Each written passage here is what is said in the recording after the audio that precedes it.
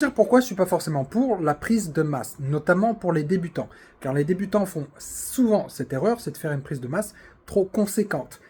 Il y a un problème qui peut jouer sur toute votre vie, c'est le fait de créer de nouvelles cellules graisseuses. Si vous créez de nouvelles cellules graisseuses, ça va avoir plusieurs impacts au niveau hormonaux notamment. Car une fois que vous voulez reperdre ce poids, cette graisse que vous avez accumulée, ces cellules graisseuses vont rester, elles ne vont pas disparaître, elles ne disparaissent jamais. Une fois créée, une cellule graisseuse, elle reste.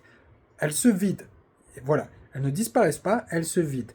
Le problème, c'est que plus vous avez créé de cellules graisseuses, plus vous avez de cellules vides qui demandent en fait à être re-remplies.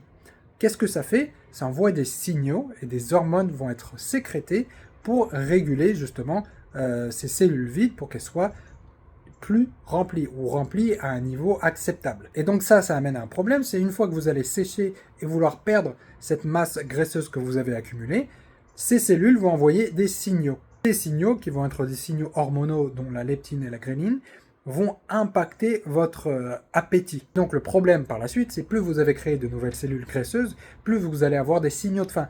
Et ce sera encore plus difficile pour vous de rester sec tout au long de l'année ou d'avoir un niveau de masse grasse plus faible. Donc c'est pour ça, pour les débutants, moi je déconseille de faire une prise de masse, mais juste en apprendre plus sur l'alimentation, et à la limite, vous ferez une prise de masse si nécessaire dans les années à venir.